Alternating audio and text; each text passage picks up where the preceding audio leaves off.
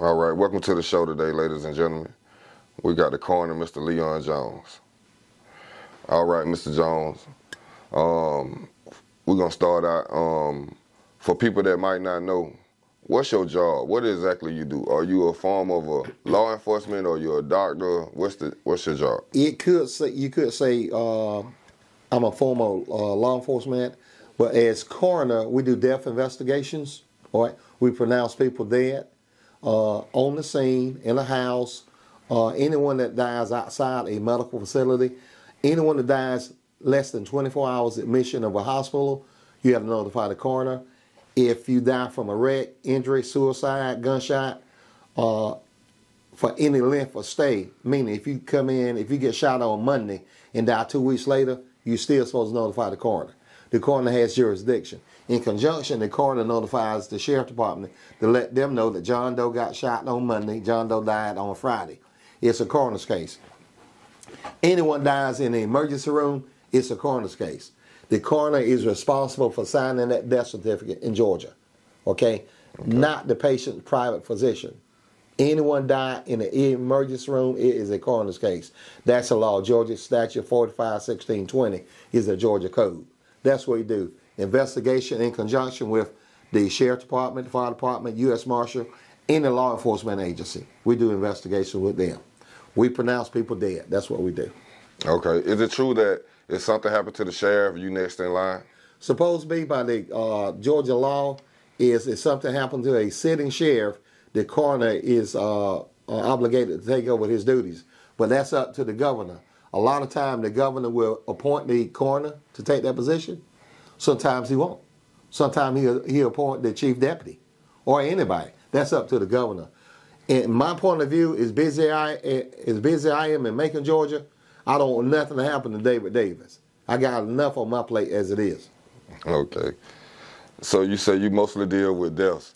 Yeah, we do it. We mostly deal with death. That's our primary job.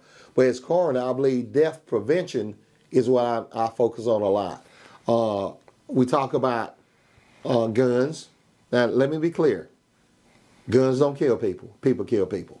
Okay, I'm all for the Second Amendment. But that don't mean you should act like you're wide earp either, because you can have a gun. Okay? Right. We talk about DUI. If you don't know, for 10 or 12 years, I've been driving people around free on New Year's Eve to parties. I started just picking up from parties. Then I made it a two-way. We will pick you up, carry you to a party, bring you back free of charge. I started paying out my pocket, so Fairhaven Field Home started sponsoring the vans. This year I ran 2 vans to 2 o'clock in the morning, picking up people, carrying them to parties. Also this year I'm running 1 van for Super Bowl Sunday, free of charge. Pick you up, bring you back, free of charge. Don't drink and drive. So a lot of my job is I try to do death prevention. We do a lot of speaking in schools. You have to talk with the kids when they start like this. All right. A lot of that stuff was put on, a lot of the speaking was put on hold because of COVID. Okay. But now that COVID has died down, not going anywhere, but it has died down a little bit, we can get back into the schools. People know I love talking to kids. All right. I can tell a story. I can give a testimony, because you can't give a testimony unless you've been tested. And I've been tested. All right. The only child raised in Unionville with no father. All right. Daddy left me and my mama at an early age. My grandfather was killed in an explosion at Cherokee Brick at 4. So I grew up tough. But I grew up in the church. All right. A man have to be involved in a child upbringing. Relationships are hard to make work. We know that. I get that. But even though if a man is not with a woman, he should play a role in the upbringing of that child. I was blessed to have good men in my community that worked 5 or 6 days a week and then went to the grocery store with their wives on Saturday afternoon. And on Sunday morning, they were leading devotion in church. They were my role models. I try to be a role model to all kids. But it's the black kids that get in trouble. Let's be honest. Right.